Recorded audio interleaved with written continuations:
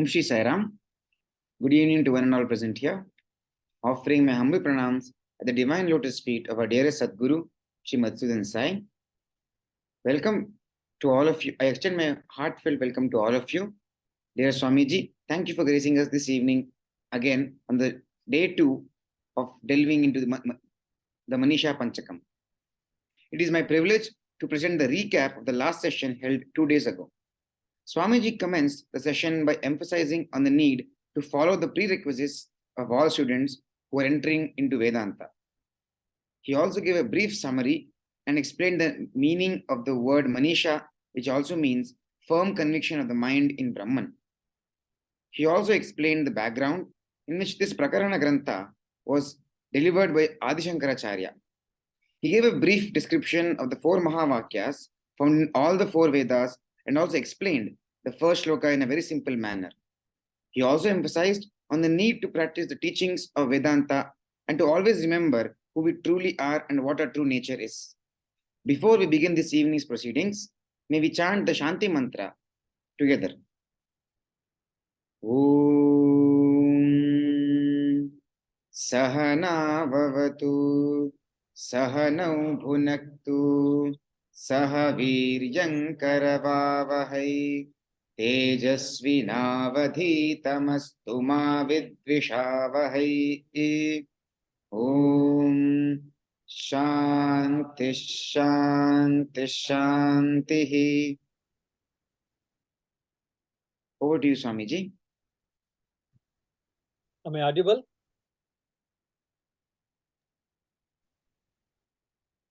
Can you hear me? Yes, Swamiji. Thank you.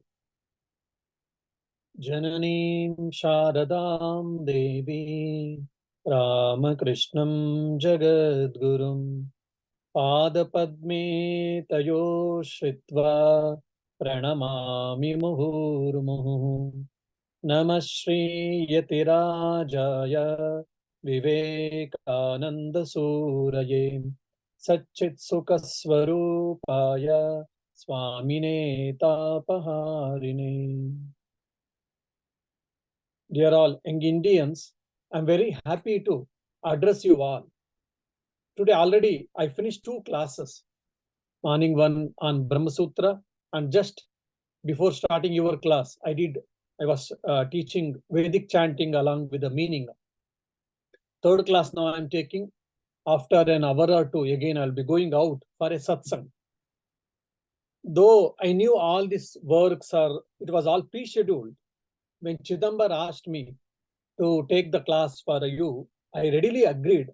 The only desire or the only happiness is the youngsters are interested in Vedanta.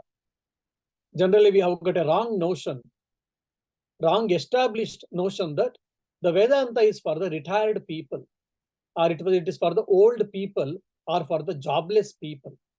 It is not so. Swami Vivekananda gives an interesting comment and he makes an interesting observation, and he says that Vedanta didn't come from the forest. Initially, the Vedanta Upanishads didn't come from the forest or even from the rishis. Instead, it came from the busiest people and from the busiest places. Now, in the olden days, who can be the busiest person? The king. The palace and the king's palace can be the busiest place because they have to look after the administration of the entire kingdom. But the kings found out, or the kings discovered, or the kings gave this value or these principles of Vedantic principles initially.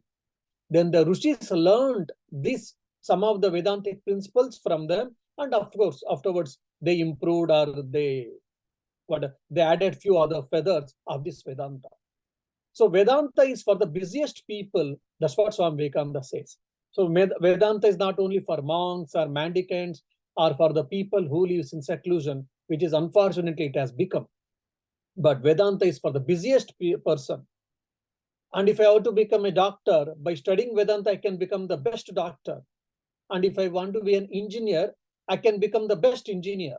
And if I want to be the social entrepreneur, philanthropist, I can be the best philanthropist by studying Vedanta. So these are the pragmatic angle of the Advaita Vedanta, which we should keep in the mind. Now, coming to the subject, yesterday we did try to understand what is Manisha, what is the meaning of the Manisha and Panchakam, and what is the beautiful story behind this. So when we hear this story, it is very clearly told the equality, the principle of equality is well established from the Manisha Panchakam. There should be no discrimination between the caste, religion, sects, or economical disparities. No disparities has to be, because in the God's creation, everyone is equal. And from the self point of view, the same cosmic principle, the self is there in everyone. That's why we have to treat everyone equally. And if you remember Bhagavad Gita, the one of the Lakshana of Sthita Prajna, the Gnani is what? One who sees equally. Shunichaiva Swapakecha Pandita Samadarshina. He is called Pandit, he is called wise man, who looks after the same with equal eye. Either the Brahmana or the Shudra or even the dog eater or the sinner and the saint who looks alike, he is called Pandita, he is called the wise person. So this is our goal to be attained. Now, how this can be attained? When we are able to see, when we'll be able to see the self, the Satchidananda in every being, in everything, we will be able to attain that equality. Otherwise, socialism and all socialistic philosophy, it will be just on the paper or just will be nice to speak, but it cannot be practiced. So the Advaita Vedanta can be one of the best tools to achieve the equality in oneself and as well as in the society. In the first shloka, we did try to understand what is the self based on the 4 Mahavakyas. One was Pragnanam Brahma. Now, in the second verse, the author is trying to discuss based on the Aham Brahmasmi Mahavakya. The second Mahavakya is taking Aham Brahmasmi. Based on this Aham Brahmasmi, the essence of Aham Brahmasmi has been discussed in the second verse. Let us see. Brahmaivaham idam jagacha sakalam chinmatra vistaritam sarvam chaitad vidyaya trigunaya shesham maya kalpitam yittam yasya druda matihi sukatare nitye pare nirmale chandalostu satu dvijostu guru ritye sha manisha mama.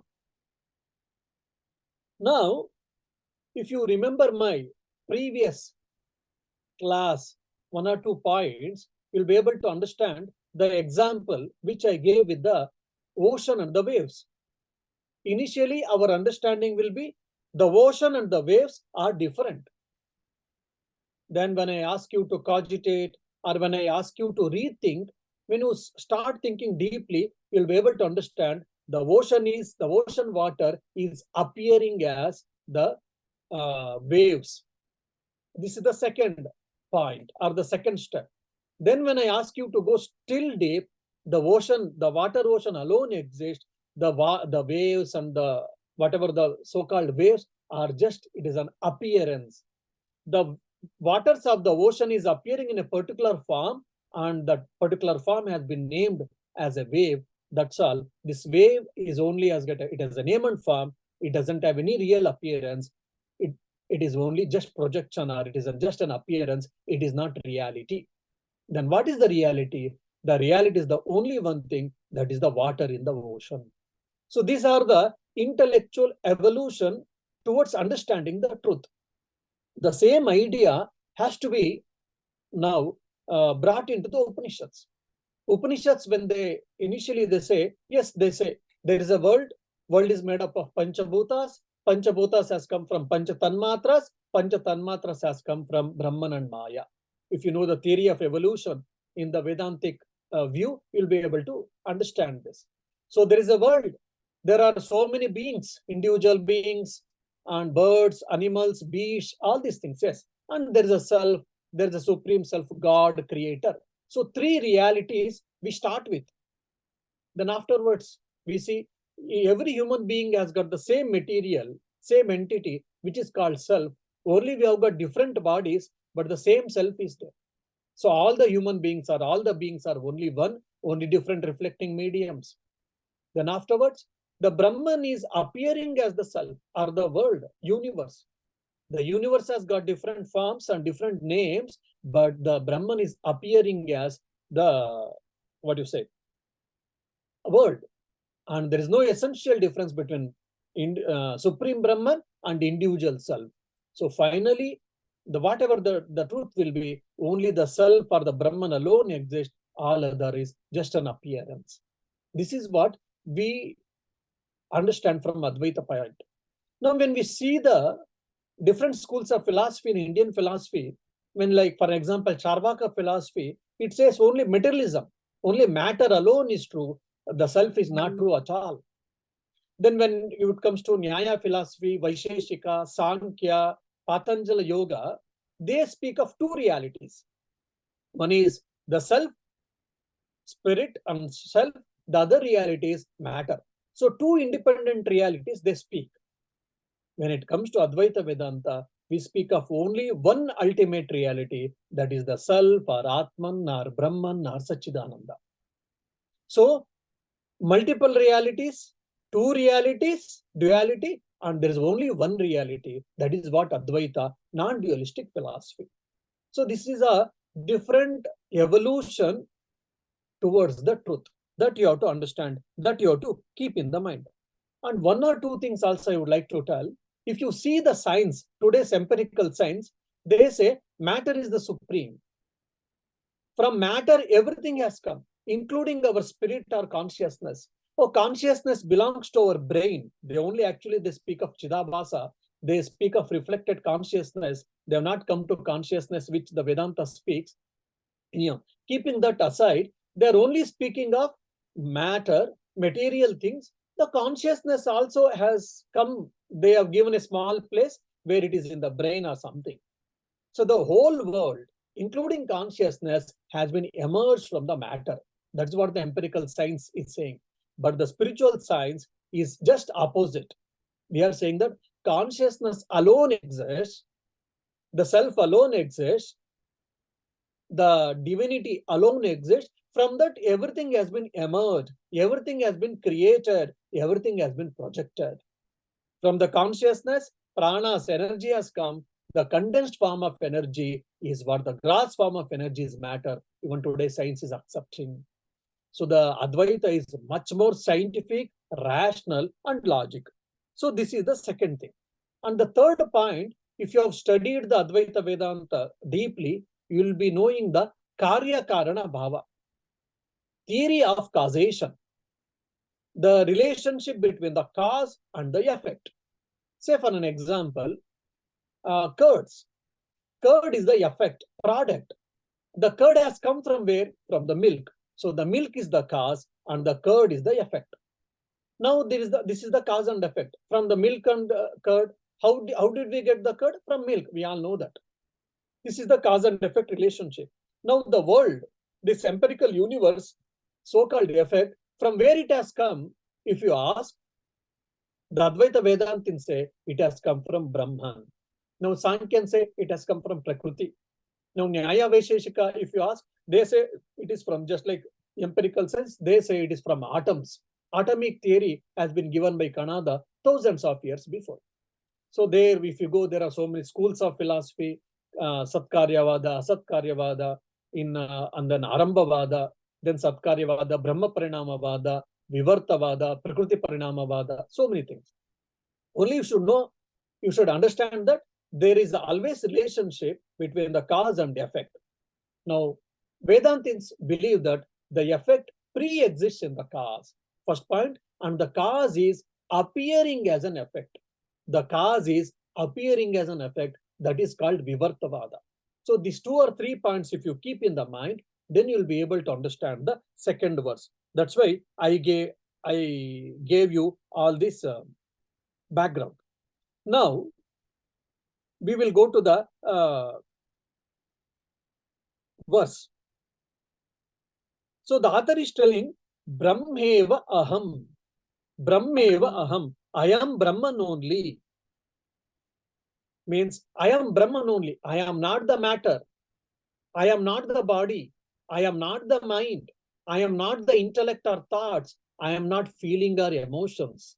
I am the Brahman alone. I am the self alone, and I am the consciousness alone. So here, Brahmameva aham, aham Brahmameva, by telling that, he is negating all these things. I am not the world. So when you hear, you say, Swamiji, we all know that we are not the world.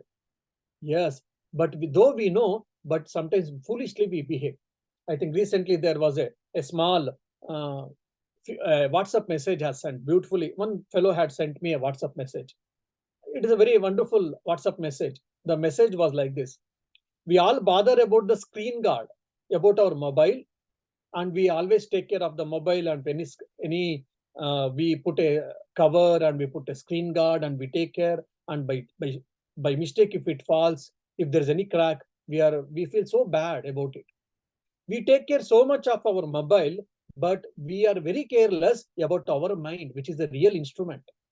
That's why all necessary thoughts, good thoughts, bad thoughts, wrong thoughts, unwanted thoughts, we are filling our mind, and we have made our mind dustbin. So that was in very humorous way he has sent, but it contains a lot of value. So something happens to my mobile, I start feeling morose. I feel unhappy, as if it has happened to me only. Mobile is an instrument for my communication or for my some work. But if something happens to my mobile, I feel something happens to me only. So like this, we can take few examples. Though I am different from this mundane world, empirical world, but sometimes or many times, I get so much attached with this empirical world or in its objects. Anything happens in the change in the objects, I feel like it happens to me only. So we have to be careful. So similarly, I am not the body. I've got a headache. I am morose. I will not come to Vedanta class. I will not attend classes today. I will sleep. And it has happened to body. Let body take care. Let me go and attend. What is there? So this idea can be practiced with all the great people. We have seen that. How is it possible? When we understand that I am not the body and I am not the mind. I am today happy. I can do anything. I can read. I can attend everything. And tomorrow, or maybe now, I am not feeling okay because I'm dull. My mind is not active. Somehow my mood is out. I have got hard feelings. That's why I'm not interested in attending Vedanta classes. I'm not interested in studies or whatever. So neither I am body, nor mind, not intellect, nor emotions or feelings. I am the self alone. So the greatest Upanishadic thought, Upanishadic truth has been given from this one word, Brahmameva Aham. Means I am never the matter.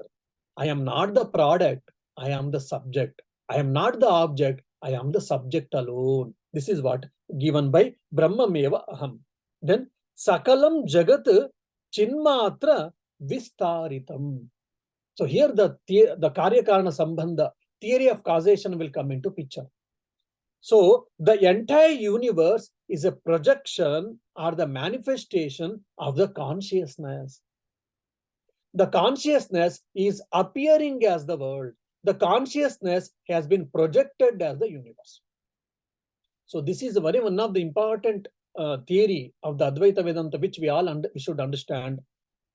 Vedas never support the creation, the theory of creation, which is like Puranas say that, okay, thousands of years, millions of years before the creation started, the creation is going on. After so many thousands of years, it gets destruction, pralaya happens, again it starts. No. The Vedas believe that creation is eternal. There was no time, there was no creation, there is no time, there is no creation, and there will be no time, there will be no creation. That means creation is eternal according to the Vedas. Okay. So that also law of conservation of energy, law of conservation of momentum, today's scientific principles also confirms that. First point. And second thing, the Advaita Vedanta doesn't accept the theory of creation. It says that theory of projection is the right way of understanding. How to understand this theory of projection? For example, you are sleeping. I hope none of you are sleeping now, at least in the class time. So when you are sleeping, you had a dream. Okay, some of you had a very interest to come to Paris and to see the Eiffel Tower. Someone of you said, oh, Paris, I have heard France is a beautiful country. Paris is also a wonderful city. I should go there and I should take a selfie of the Eiffel Tower. You had that intense desire. Okay, you thought, you discussed with your friends, and you had slept. That night, you had a dream. In the dream, you flied from India, from Kalburgi to the Paris. And you were seeing so many things in the Paris, and you took a selfie of the Eiffel Tower, and you uploaded in the WhatsApp and Facebook and all. And you were enjoying that with the different ice creams and different things. And alarm rang or bell rang of your hostel. Then your sleep broke, your dream broke, and you got up. Now, if you start making analysis of your dream, in the dream, you saw the Eiffel Tower, you saw so many buildings, wonderful buildings, and you saw so many people, and you climbed the Eiffel Tower. So the experiencer, the act of experience, and the experienced, the content of the experience experienced, all the three was played by your mind alone. Your physical body was at rest. 3 states of consciousness yesterday we have studied, Jagrat, Swapna, Sushupti. So your physical body was at rest, your senses were dormant, it was not active. Only your mind was active, your consciousness was there. So your mind took the form of the experiencer. It took the form of different objects experienced, and the experiencing, the act of experience also, it only did. So your mind projected the universe. Your mind projected the Eiffel Tower. Your mind projected different people. Your mind projected eating ice cream or whatever. This is what our experience. The same thing, the Ishvara is projecting the universe, and we are all part of the Ishvara. So we are also experiencing this long dream in the waking state. So that's what Sakalam Jagat Chinmatra Vistaritam. Whatever the world, whatever you see in this empirical world, universe, the whole thing has been, this is the manifestation of the projection from the Ishvara, from the Brahman. That's all we have to understand. Sarvam etat asesham maya kalpitam. Maya. Maya has got 2 powers. Whoever studied the Mandukya Upanishad and other Upanishadic text, you will be knowing. One is Vikshepa Shakti, the other is Avarna Shakti. Vikshepa Shakti is the power of projection. Avarna Shakti is the power of concealment or the power of covering. For example, there is a standard example which the rope never breaks, snake never dies in Vedanta. Rajju Sarpa. There was a piece of rope in the corner of your room. There was not complete dark and there was not complete light. It was a twilight. You saw the piece of rope and you mistook it for snake. And you immediately started, snake, snake, snake. 5-10 people came with the stakes and with the torchlight. And where's the snake? Where is the snake? Then you showed in the corner. They put the torchlight and our mobile light. They saw it is a rope, not the snake. Then everyone started laughing. Oh, my dear, it is a rope. It is not a snake. You also saw and you also said, yes, it is a rope, not the snake. But till your ignorance was removed, till then you had a fear, you had a, probably BP might have increased, pulse rate might have increased. All these things were there. So the rope has been projected as a snake. That is called Vikshepa Shakti. And the rope has been covered with a layer of ignorance. That's why the rope was appearing as a snake. This is called Vikshepa Shakti and Avarna Shakti. So the Brahman is being projected as the universe. That is Vikshepa Shakti, fine. But at the same time, we are unable to understand, we are unable to discriminate, differentiate between the ephemeral world, that is Nama Rupa, and the Brahman or Sakshi, which we see in a Drugdrisha Viveka in a beautiful way, all these things. Nama Rupatmaka Jagat and the Brahman. Brahman plus Maya, Brahman plus name and form is what the empirical world. So Sarvam Eta Asesham Maya Kalpitam. Whatever this empirical universe you were seeing, not only the Earth planet, the sun and the moon, the planets and the above 7 worlds, below 7 worlds, the entire universe has been projected by the Maya Shakti of the Brahman. Maya Shakti has got 2, power of projection and the power of concealment, Avarna Shakti and Vikshepa Shakti. So at the cosmic level, at the universal level, at the Ishvara level, it is called Maya. At the individual level, it is called Avidya. The Maya has been known as Avidya. Avidya means what? Ignorance. Because of ignorance, I am unable to understand who am I. Sometimes I'm thinking as a body, sometimes I'm thinking as a mind, sometimes I'm thinking I'm so and so, son of so and so, all these things, but I'm not thinking that I'm the self. Why? Because of agnana, because of the ignorance. Then what is this Maya?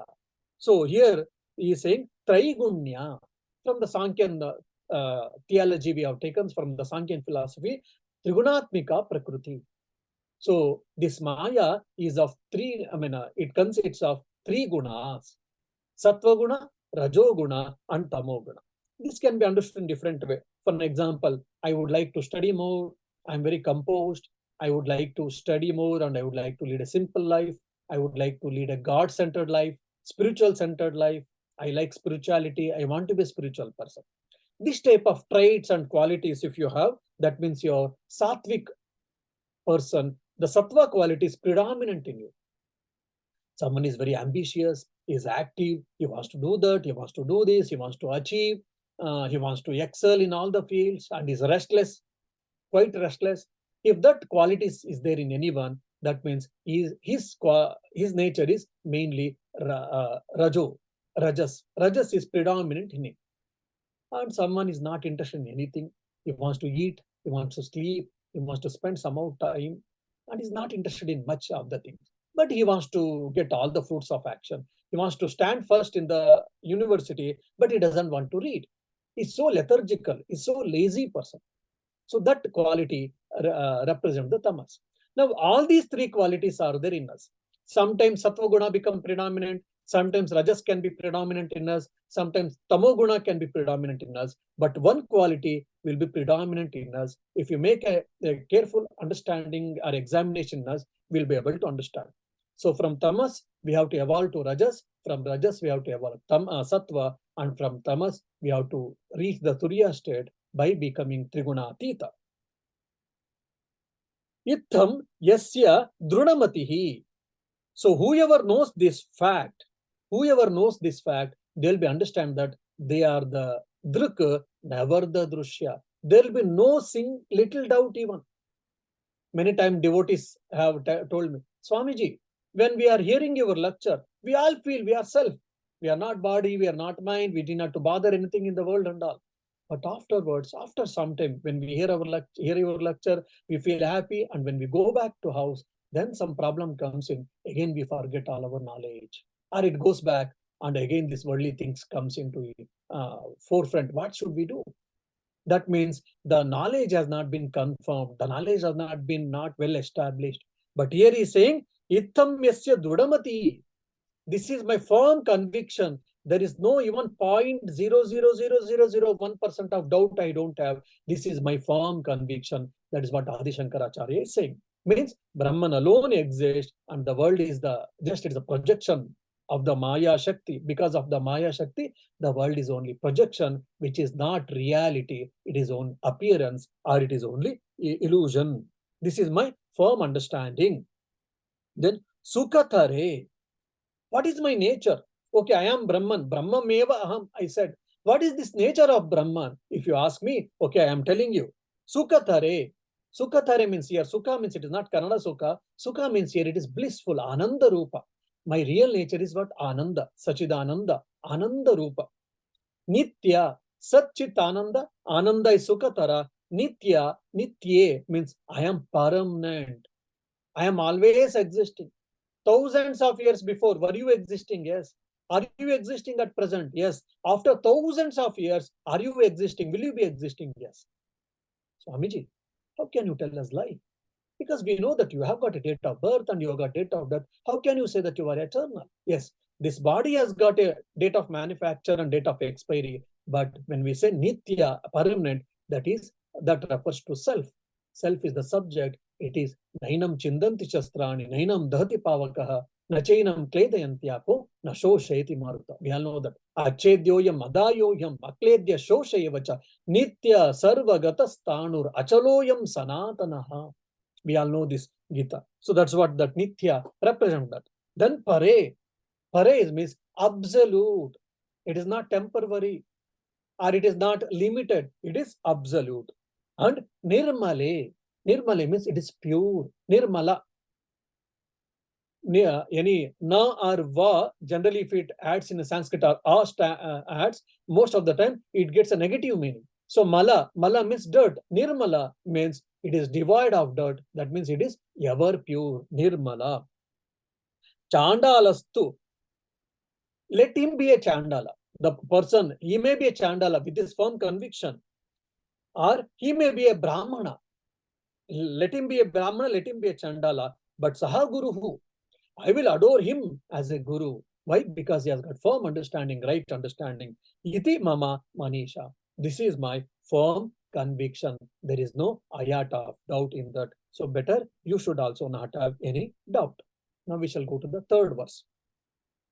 Shashvannashvarameva Vishwamakilam Nishchitya Vacho Guroho Nityam Brahma Nirantaram Vimrushata Nirvyaja Shantatmana Bhutam Bhavicha Dushkrutam Pradahata Samvinmaye Pavake Prarabdhaya Samarpitam Swavaparitesha Manisha Mama. Again, author also in a beautiful way is telling. Now, actually, if you go deeply, this Manisha Panchakam, if you are studying deeply, you'll be able to understand in the two verses. In the two verses, actually, he has completed the teaching. Why? One is Aham Brahmasmi Pragnanam Brahma, he has spoken. That is the one thing from Mahavakya point of view. The other way is Brahma Satya, Jagan Mithya, Jivo Brahmaiva Napara has been well established in these two verses. That means the Advaitic teaching is completed already. Only it is a revision, or because he's keeping the four Mahavakyas in his mind and is explaining these things. That's why he has taken the other two verses. In the fifth verse, he concludes by telling what are the fruits of action and what are the fruits of Advaitic knowledge. Now, here he is telling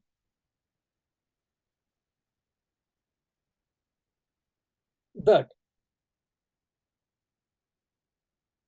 okay, before going that, I mean, Tattvamasi, though the traditionally people say that it is depending on Tattvamasi, before going to it, just I would like to tell one or two important points, then I'll go to the verse. So this verse is based upon Tattvamasi. Though there is a no directly, we cannot understand by the verse that this verse is based on the Tattvamasi, but there is a Lakshyartha, not the Vachyartha, but the Lakshyartha. There is no direct meaning, there is an implied meaning. That's what we have to understand. Now, Vedas, if you see, they are divided into three parts actually. One is Aranyaka, first is Samhita, second is Aranyaka, third is Upanishads.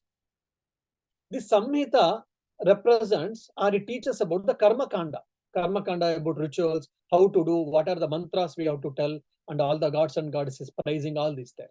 Then Aranyaka, if you see, that the Vedic sacrifices has been internalized. Internalized means through meditation, through devotional practices, through meditation, through upasana, one can attain the same results, but all the sacrifices has been internalized in the Aranyaka. Then finally comes Gnanakanda, which is nothing but the Upanishads.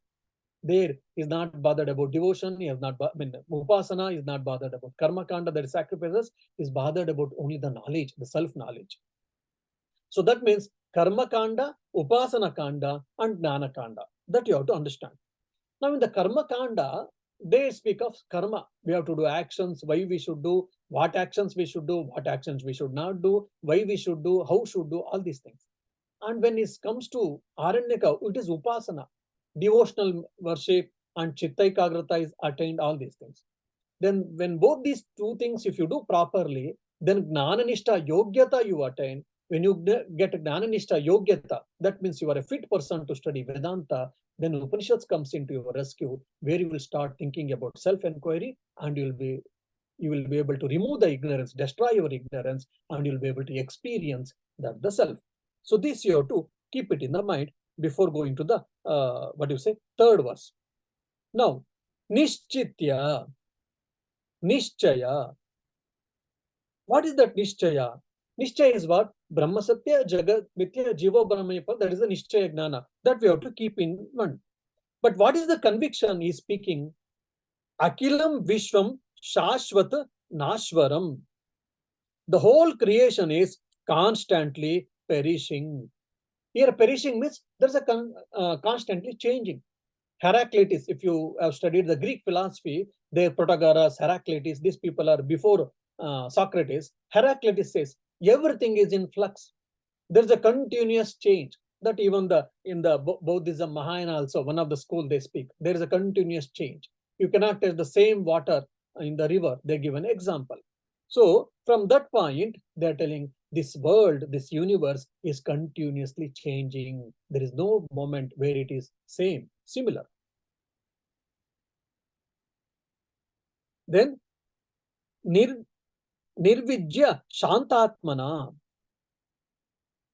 But by knowing that, mind should not get disturbed. Instead, mind should get settled. Mind should be composed nature. Why? Because I am the self. I am not this body. I am not this mind. I am not this universe. I am not this object. If they are continuously changing and perishing, why should I boggle? So that Akilam Vishwam Shashvat Nashwaram, that is attained, understood, according to the Pandits, that is by doing Karma Yoga, it seems. By performing Karma Yoga, one can attain that. Then this Nirvijya Shantatmana, that composed mind, calm mind, concentrated mind can be, Chitta Ekagrata, can be attained, can be achieved by Upasana, by prayers, Japa, meditation, devotional practices, devotional meditation, or contemplation, all these things. By doing that, the Shantatmana can be attained. That's what the Pandits, they say. Then Nitya Brahma Vimrushata. Vimrushata means it is inquiry. Nitya, every day we have to inquiry. Okay, we have got a class, now we will make an inquiry on the Brahman. Whenever we have got a class, we will do the self-inquiry, inquiry of Brahman. When we don't have a class or some other time, we don't bother. Then we close the books and we don't think of Brahma. Let the Brahman be there. We will see afterwards in the next class. If that is the case, then I cannot get the self-knowledge. That's why my Gurudev used to tell always, there is no holiday for spiritual life. We have got Sunday, there is no school, there is no college, or there is no work for me. There is a holiday. Today, government holiday. Fine. So I need not to go to university. I need not to study. I need not to work. I can spend my time in my own way. But that is not possible in spiritual life. If you are very serious in your spiritual life, if you want to excel in your spiritual life, there is no holiday. So there is no spiritual holiday. So here also, Nitya Brahma Vimrushata means you have to do this inquiry, self-inquiry, inquiry of the self constantly. Till how much time? Till what time? If you say, till the ignorance is removed, till the understanding gets well established. Nirantaram, as continuous as always. There should be no time where you are not doing the self-inquiry. Then Guru Vacha, with the help of Guru. Because it is not that easy that all the scriptures we can understand easily for ourselves. Most of us we can't. So you take the help of competent teacher. With the help of competent teacher, try to understand Upanishads, try to understand Vedanta, and try to put into practice. Then by that, what happens? Bhutam duskrutam pradahata. Pradahata means actually it burns. Bhutam duskrutam means the Gnani burns the Sanchita Punya Papa. So here by this time, Nitya Brahma Vimrushata Nirantaram Guruvacha, by this time, so the author is feeling that a person has attained the self-conviction that he is a self, he has experienced the self. For him, what happens? That means for a Jivan Mukta, what happens? If you ask, he is telling, Bhutam Duskrutam Pradahata. The Gnani burns his Sanchita Papa. So based on the Karma Phala, based on the time of Karma Phala, it has been divided into three parts. One is, just I will give an example. For an example, you are earning, you have started working and you are earning 10,000. Okay. So 5 or 6 months you have earned. So 60,000 has been deposited in your bank account.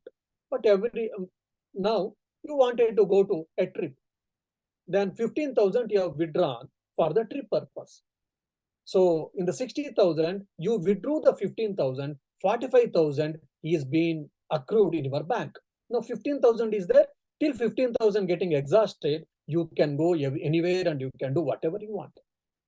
Then once you finish your work, your holidays, once you go back to your work, again your salary will start continuing.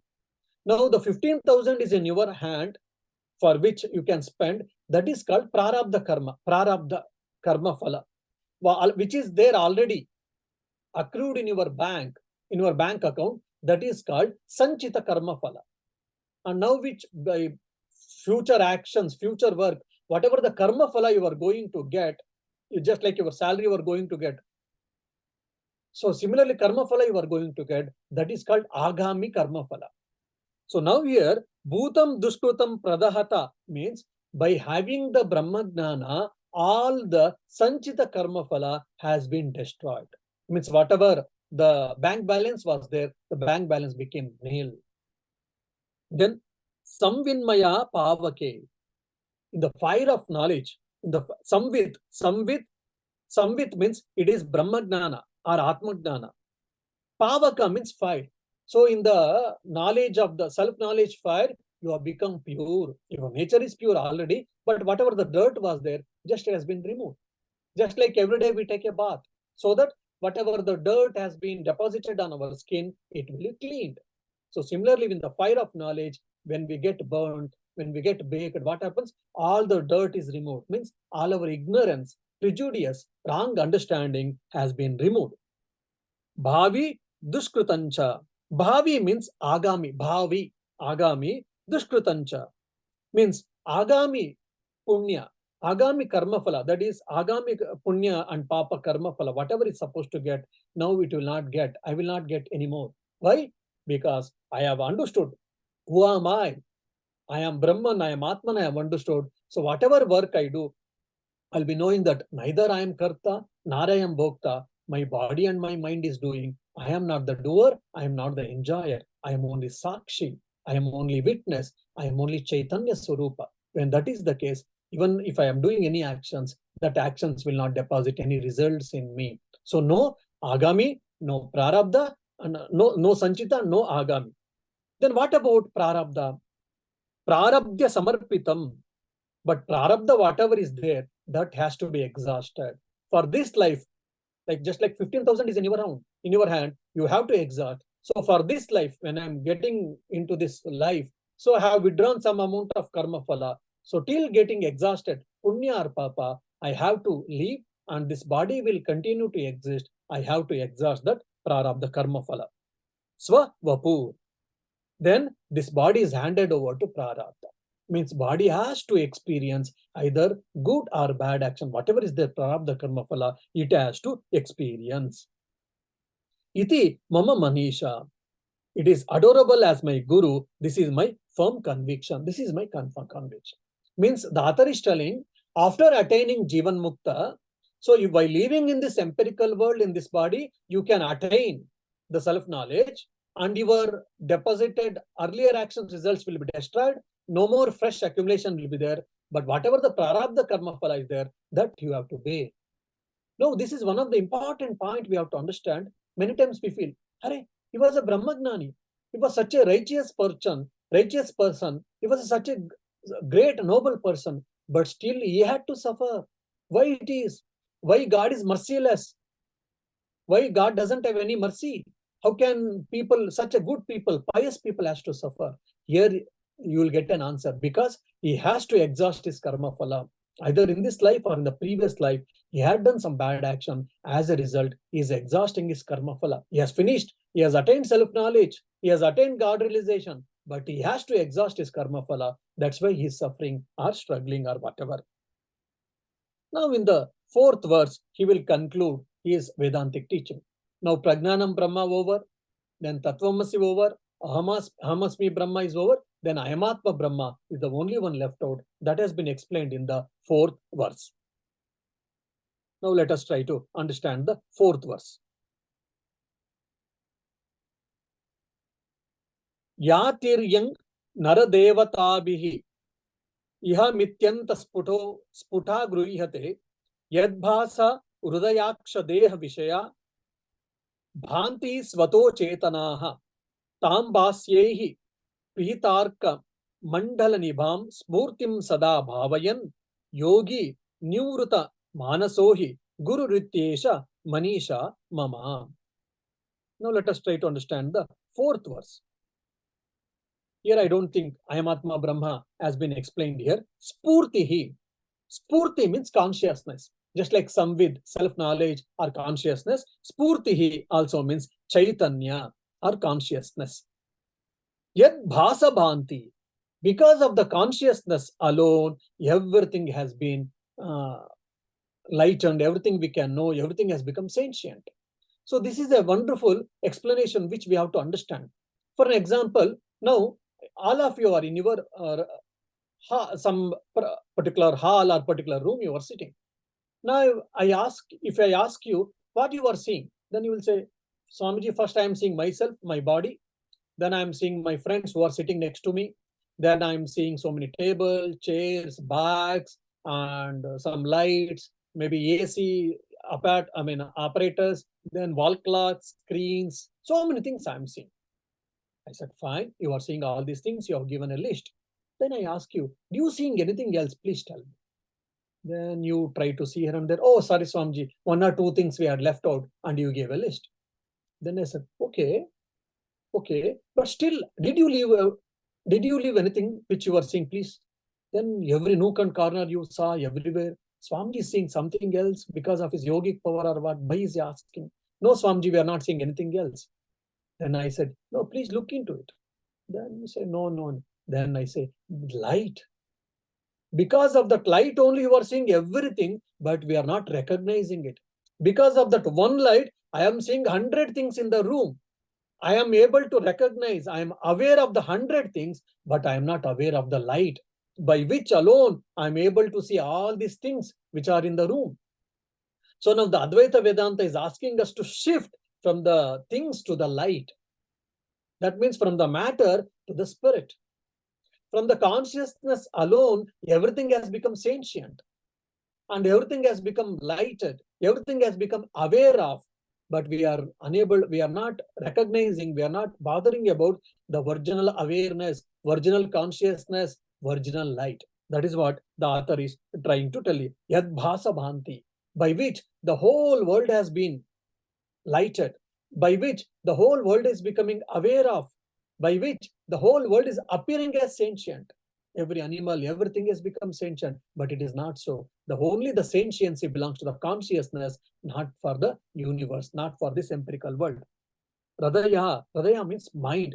Mind also, and akasha, aksha. Aksha means sense organs. Aksha means eye. Eye represents all the 5 sense organs of knowledge. Deha, body. Vishaya, object. Sveta, achetana. Themselves they are insentient. The body, mind, sense organs, objects, all are insentient. Objects are insentient, we can understand. Including your body, mind, sense organs, thoughts, emotions are insentient, but we are thinking that it is all sentient. Now, the corollary of this is very important thing from the sadhaka's point of view, from the spiritual aspirant's point of view. Say, for an example, your mind is getting boggled from some unnecessary thought. Maybe because of some scolding or because of some desires or whatever. You say, Swamiji, my mind is somehow, I'm getting boggled from that unnecessary thought, from that impure thought. How can I conquer it? How can I get rid of it? One, generally we say we have to control our mind, we have to control our sense organs, all these things. Yes, that is all true. Fine. No doubt. But I will only ask you, because you are feeding that thought, that's why the thought has got power. Otherwise, it doesn't have any power. You are the Sakshi, you are the Chaitanya. You give the light for the thought, you give the energy for the thought, you give the life for the thought. That's why thought exists. Otherwise, thought doesn't have any energy at all. How to understand? For example, there are so many people are going and coming. You are sitting in the train and so many travelers are there and traveling. They are coming and going. You don't bother. You might have seen, you don't register. But for example, 1 or 2 people, they were sitting next to you. You had a wonderful talk. At least for a few days, you remember them. But there were so many other people also in your same cabin, in the same bogie, they were sitting, they were talking. You all observed, you heard all these things, but that did not register your mind. Only 1 or 2 people who created some impact on your mind, only their image has been, you were able to remember, recall. That means what? you allowed them to get printed on your mind. So similarly, some thought is going on, some desire is boggling your mind, you start becoming a witness, then the thought, the desire, that unnecessary things, everything goes away and loses its power. The mind has got energy because of you. The thoughts has got energy because of you means self, consciousness. And your desires has got energy because of you only. So the moment you understand and the moment you can separate, not physical separation, intellectual separation, when it happens, then when you start practicing witness or sakshi bhava, then all these things ceases to exist. They will become powerless. So controlling mind, controlling desires, controlling our instincts, self-regulations, everything becomes so easy from these things. Yatiryad nara devata sputa grihate antaha. Means the same consciousness exists either in this empirical universe or in the animals or in the human beings or even the celestial beings. Different devadevis are there, devatas, celestial beings are there. In all them, there is only one consciousness which is there, existing in all, in everyone. And this has to be understood very clearly.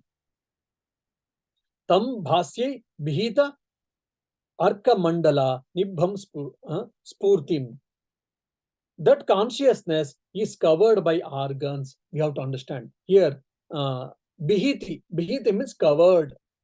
Just like the sun is covered by the thick clouds, we are unable to see the sun. We are unable to get the complete sunlight of the sun. The moment you remove the clouds, or when the clouds get past, then we'll be able to see the sun. So similarly, our real nature is the self or the Brahman, but it has been covered by our thoughts, our feelings, or our mind, our sense organs, or the body, or whatever. So all these things you have to remove. Nibaha, Arkamandala. So that has been compared to solar disk. Bihiti Bhasyai. Just like the sun is covered by the thick clouds, your own self has been covered by the ignorance that I am the body, I am the mind, I am son of so-and-so, I am the daughter of so-and-so, I am so-and-so. All these things with the limited adjuncts, upadhis, we have covered our true nature. Just like the solar disk or the sun is covered by the clouds. You remove the clouds, the sun is there always. It was there, it is there. Only you will get complete light, you will be able to see. So you are the self, only you are not able to understand that because of the ignorance. Destroy the ignorance, remove the ignorance. Means all our spiritual practice is what? Just destroying the ignorance or removing the ignorance or correcting our understanding or removing the misunderstanding. That's why moksha means it is nothing new attaining, it is only negation. It is only removal of ignorance from the Advaita Vedanta point of view. Yogi sada bhavyayan. He always dwells upon and he never loses sight of the consciousness. He thinks, because he is very, very convinced about that self, that is the self, that's why he thinks always about self only, is always well established in Atma Bhava, and he is not even an iota of moment is out from that. From that, what happens? Nivrutti Manasa means he is living in the world, he is working like us, but he is not getting affected, he is not getting deluded. For an example, Swami Vivekananda was walking in the Himalayas. For 3 days, he didn't have any food. He was so hungry and he was weak. Then in the foothills of Himalayas, in the dense forest, he is walking. That time, he in front of, just 100 meters before him, in front of him, he saw suddenly a lion. Immediately, a lion comes to your room. What happens? In a moment, everyone will be out and the whole room will be empty. Because we all fear and we shout and we get away and we run to save our life. But when Swami Vivekananda saw the lion, he said, "Oh lion, I am also hungry. You are also hungry. I don't know whether I will get food or not. Please come and take this, consume this body. At least I will feel happy that I am able to serve one being, one animal for a day or two." And he sat in a meditation and he only said, "Oh lion, please come and eat me." And he said, and he said that let it come and eat. He never ran anywhere. He never shouted. He never tried to run. He never tried to climb a tree. Just he sat. Then after 5-10 minutes, he opened his eyes. It was a God's grace maybe. The lion had moved. The lion went away. The lion had gone. Then he got up and he continued his walking. Because he knew that he is that self, is not the body and mind. That's why he never had any fear of death, abhinivesha, which we call. So that is been attained. You may do any amount of work. You may have to face struggles. You may have to face a lot of problems, happiness and misery, all these things, but your mind will not be confused. Your mind will not be baffled. You will not have any problems. You will be having the joy, bliss always. That is what is attained. So by knowing oneself, what happens? You can be the blissful person, everlasting bliss. That's why should we study Vedanta? When we study Vedanta, what happens?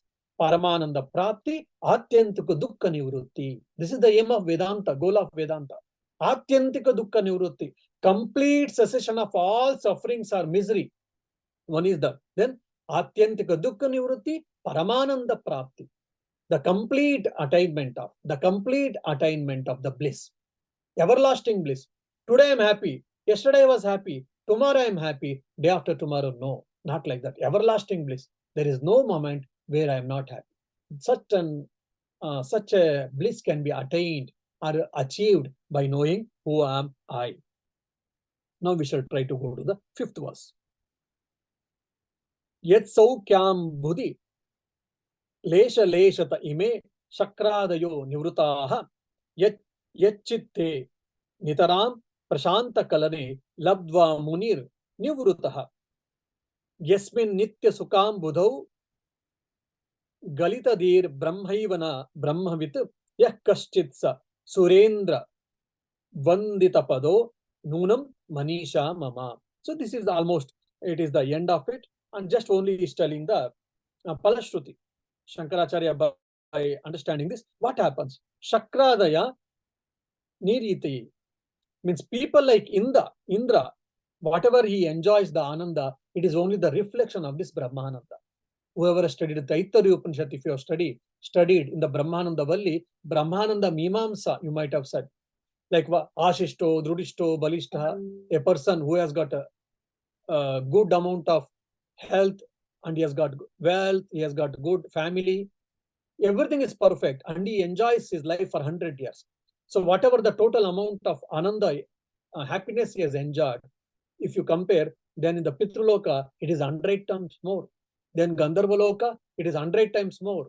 In Swargaloka, it is 100 times more. In Brahmaloka, still 100 times more. But the greatest happiness, the everlasting happiness, is only in the Brahman. That is your nature. By attaining it, by experiencing it, you will get that.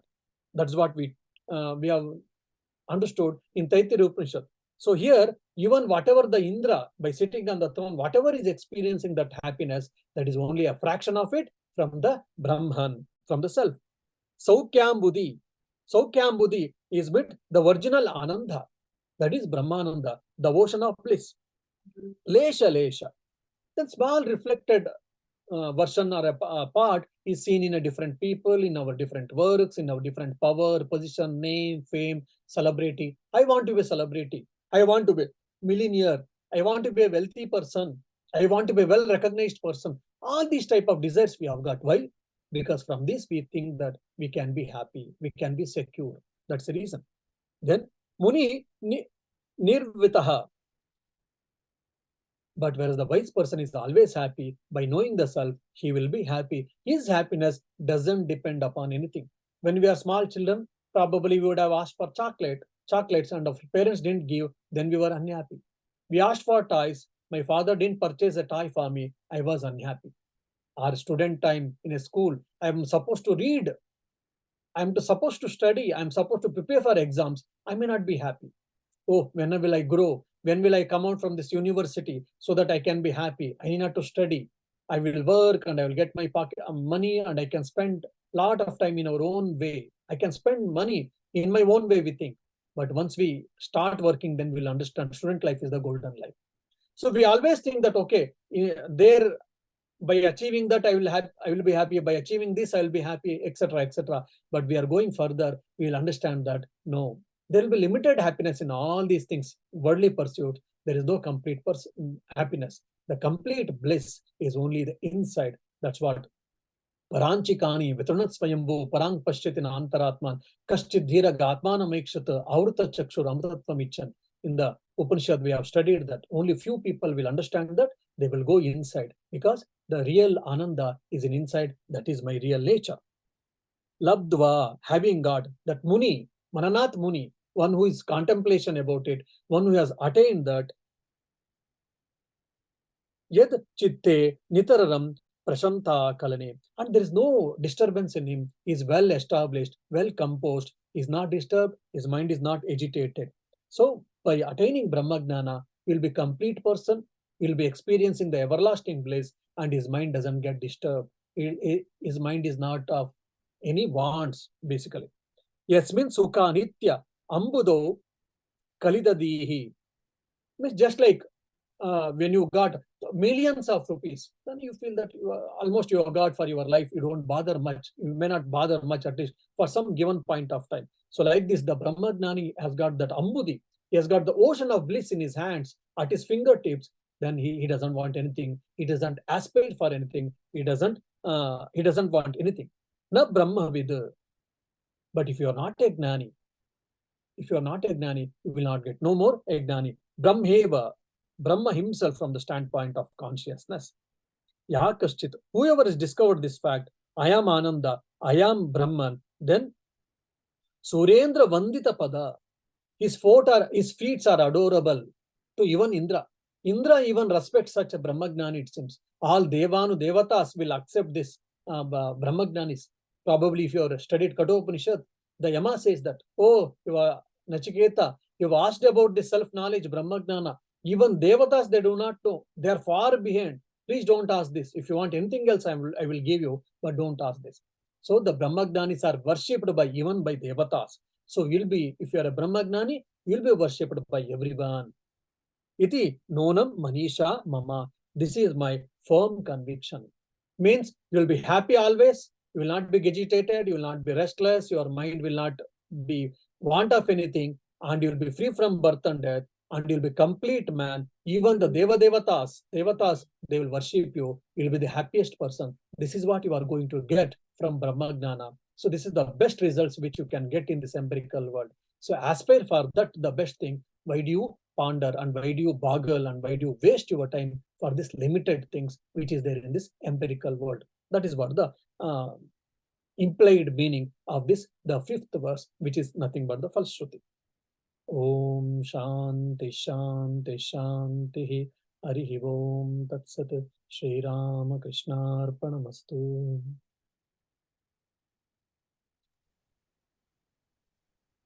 Thank you, Swamiji, for having so beautifully and so simply explained the whole Manisha Panchakam, and have given all of us that the real inspiration to always think about the Atman, think about the Brahman, is to only experience that Brahmananda, to experience that Brahma Jnanam, and to look at everything in the whole entire universe as one and the same alone. Swamiji, we have a few questions posed by the students. The question number one is, how can all the students, in a simple and convincing way, explain these profound ideas and life-impacting values to others who are not familiar with Vedanta? How can we explain to them about the scriptures and the Vedanta part of Vedas to all those people who do not understand, who have not entered into scriptures actually? Well, wonderful question. So probably you take the example of the science. You take the example of science, and you take the examples of daily experiences. Say, for an example, this example I give much to the devotees. For example, when we are children, we were all thinking, just if you got a toy or a bicycle or some sweets or some toffees, then you would have been happy. You would not have bothered much. Then you grow a bit, then you need a bicycle or moped and little study. And if you study and if you get a distinction or a first rank in the SLC exam, that was your alpha and omega of the life. Then you come to PUC, oh no, I should get more, and I should and where competitive exams are there or whatever. Especially, you may not think, at least outside students, they think. Then they have to go to the best courses, best colleges, they go, and they will have a courses. Then they say, okay, once we finish our courses, we'll be happy. There is no more struggles, no more fights and all these things. Then by the end of the final semester, they think, what do I have to campus recruitments? I should get a job. And today in this India, especially, there's a lot of competition. It is not that easy to get a job. Then you are bothered about jobs. Then you got a job. Someone didn't get jobs, someone got good jobs, someone didn't get good jobs, or whatever. Now, the people who didn't get jobs, they're aspiring for jobs. And the people who have got jobs, initially they were happy. Afterwards, they said, job is okay. My manager is not right. Or my team leader is not right. Okay, all are right, but my salary is less. Or my work is more. Some or other complaints. Of these things, then I thought about building a house, having a car and something. You got all these things, then you have got a children, you got it. So you are trying to find out the happiness in some or other thing, and you go on postponing the fact that how can I be happy at all times at given circumstances. Instead of thinking, I'm trying to search the happiness either in a person or in things or in achievements, we are go on doing. On the fragment of the life, when we are aged, we feel that happiness doesn't exist in all of this. I was only simply wasted my life. So giving such type of life examples and taking the example of, I think only just I made a mention that the science and the spirituality, how science, logic, and what is the, how it is got fallacy, and how spiritual, I mean, whatever the philosophy is much more rational and scientific and which is clear. So giving such type of examples, I think you can convince the people who are interested to know about the scriptures and about the self and about the Atma Gnana. Swamiji, the second question is, it is said that after realizing one's ignorance and delusion is destroyed forever, then how can such a person like Shankaracharya himself, even though being realized, be deluded for a short period of time by seeing a Chandala actually? Yes. So it is a Leela, basically. For us, it is a Nitya. For them, it is a Leela. Just it is to show that though when we get a Gnana also, sometimes we can be miss or whatever. So though we are self or we are Brahman or whatever, but still we can make some mistakes. We can make some mistakes or whatever. So just to show that be careful. Who are you to understand you have to be. But at the same time, you should not be very egoistic about yourself and about your achievements and all these things. So it is just to what you say, display or to show that what you should do and what you should not do. So they have done. So it is not the real thing which, because Shankaracharya for his knowledge was covered with the ignorance and by at that time he was Agnani, that's why it happened. No, just it is to show that. Like many people say, oh, Swami Vivekananda, sometimes we see that he had scolded, it seems. He was a Brahmagnani. How can he scold? His scolding was not due to because of the weakness. When we get angry, most of the times we get because of the weakness of the mind. But in their case, it is not because of the weakness. Just to they display the anger so that they try to put the people into stride into the right path. So it is only for them, it is a leela. There will not have any effect on their mind. But when we get anger, that there is an effect on our mind. So it is just a leela, you can say, part of avatara karya or avatara leela karya. That was the last question, Swamiji. Or you didn't get convinced? Your face shows that you didn't get convinced. No, all of us have got convinced, Swami. Okay. Oh.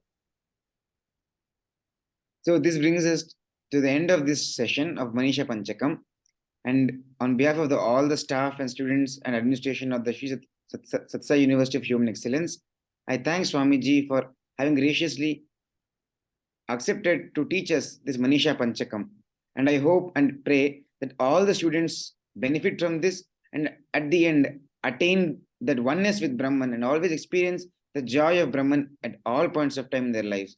And may thousands more experience this Brahman through these instruments of us also. Thank you, Swami. And once again, we'll end this session by Shanti Mantram. Om Sahana Vavatu Sahanau Bhunaktu Sahaviryankaravavahai Tejasvinavadhitamastu ma vidvishavahai. Om Shanti Shanti Shanti. Thank you, Sarah.